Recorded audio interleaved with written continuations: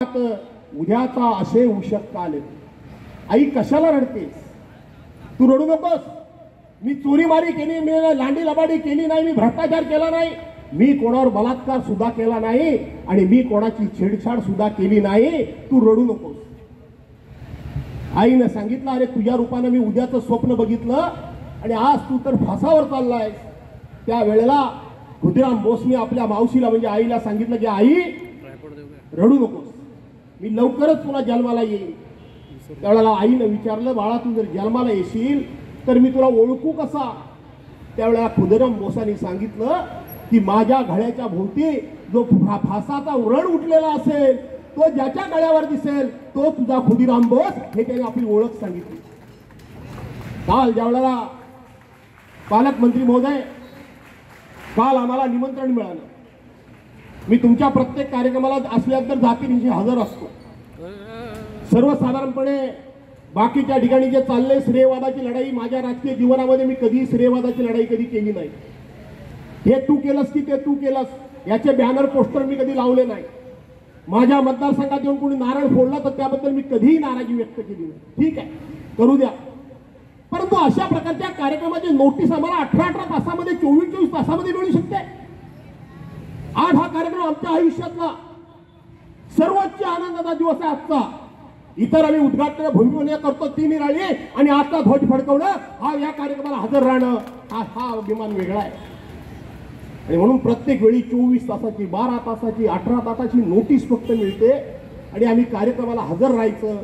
पालकमंत्री महोदय, याकरता म्हणून किमान काही कार्यक्रम तुम्ही अपवाद करा. आजचा कार्यक्रम हा वेगळा महत्वाचा आहे. काही लोक मला सांगायला आले की असं झालं नाही, तसं झालं नाही. इतर कार्यक्रम हा कार्यक्रम याच्यामध्ये फरक आहे. हा कार्यक्रम वेळेवरच व्हायला पाहिजे होता. कारण काही असतील, मागणं सगळेच म्हणतील की भास्करराव हा नेहमीच चिडत असतो, पण त्या चिडण्याच्या पाठीमागं सात्विकता आहे. कोणाचाही द्वेष नाहीये, कोणाचाही तिरस्कार नाहीये. आणि म्हणून या कार्यक्रमाच्या माध्यमातून तरुणांच्या मध्ये राष्ट्रभक्ती जागी झाली पाहिजे, राष्ट्राबद्दलचं प्रेम जागा झालं पाहिजे, चैतन्य निर्माण झालं पाहिजे. या तालुक्याचा आमदार असताना मी शाळेमध्ये त्या ठिकाणी ऑर्डर काढली होती की ज्या ज्या वेळेला शाळांना मी भेटायला जाईन त्यावेळेला बाकी मला गाणी बिणी नको, माझ्याकरता फक्त आणि फक्त पाहिजे ती राष्ट्रीय भावगीतं, राष्ट्रीय गीतं हीच असली पाहिजेत आणि त्यातून तरुणांच्या मध्ये निर्माण झालं पाहिजे. हल्ली होतं की ना मला माहित नाही, हेमंत शिरगावकर इथं कुठे दिसत नाही, सावले मला कुठे दिसत नाही.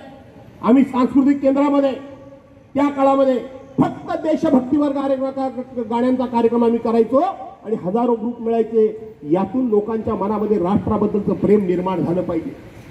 आणि म्हणून बांधवांनो भगिनीनो, या देशाकरता आम्ही काय दिलं याचा विचार केला पाहिजे. या टीका टिप्पणीमध्ये, आरोपामध्ये गुंतून पडू नका, अडकून पडू नका.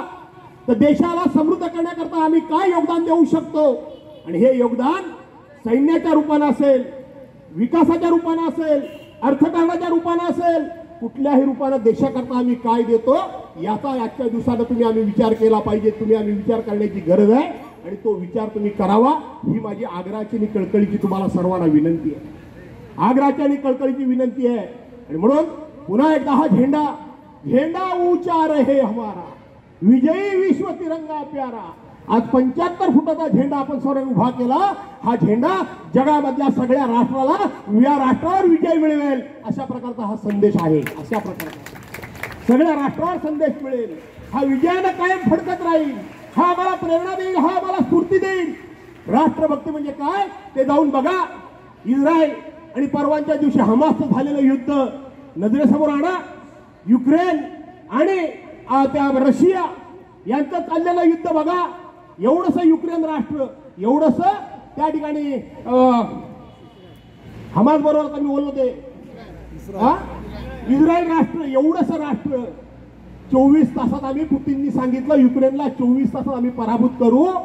पण तिथल्या राष्ट्राचा राष्ट्रप्रमुख या ठिकाणी सैन्याचा ड्रेस घालून उभा राहिला आणि अख्खं राष्ट्र जगण्याकरता नाही तर मरण्याकरता त्याच्या पाठीमागं उभं राहिलं आणि रशियाला गुडघ्यावर त्याने आणण्याचं काम केलं. याला राष्ट्रभक्ती म्हणतात, याला राष्ट्रभक्ती म्हणतात. आणि म्हणून ती प्रेरणा तुम्हाला या सर्वातून मिळावी. नगरपालिकेच्या हद्दीत कार्यक्रम आहे की कोणाच्या हद्दीत आहे मला माहित नाही. आमच्या अधिकाऱ्यांच्यावर मी चिडायचं कारण पण तेवढंच आहे.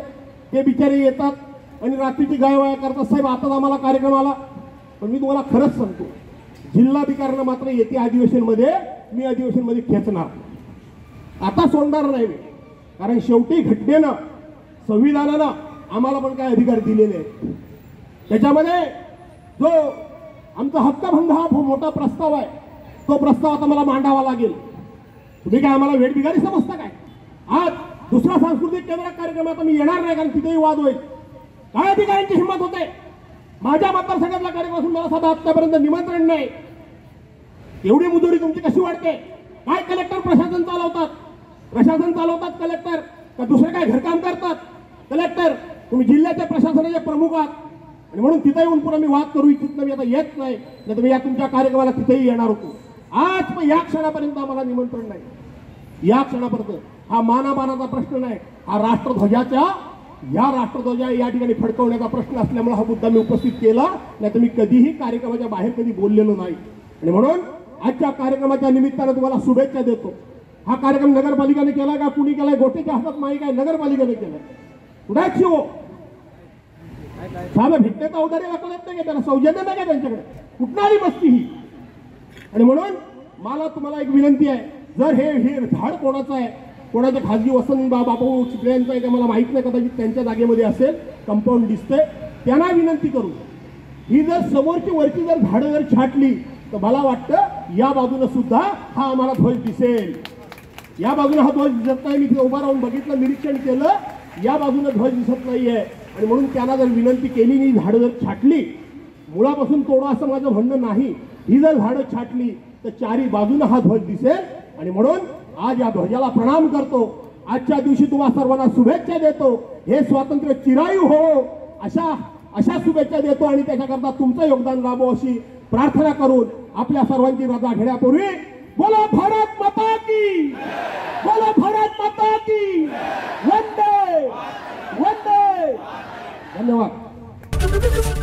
एबीपी माझा, उघडा डोळे बघा नीट.